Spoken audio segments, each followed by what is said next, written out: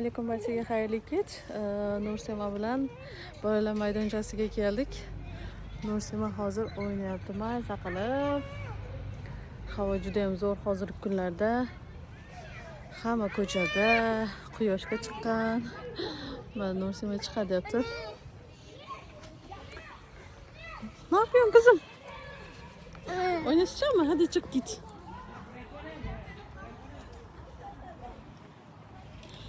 Yerler qumliklar. Qani Nursema chiqa olarmikan? Ko'ramiz.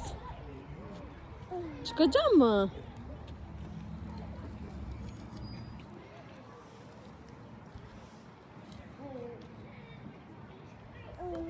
Oo, Nursema.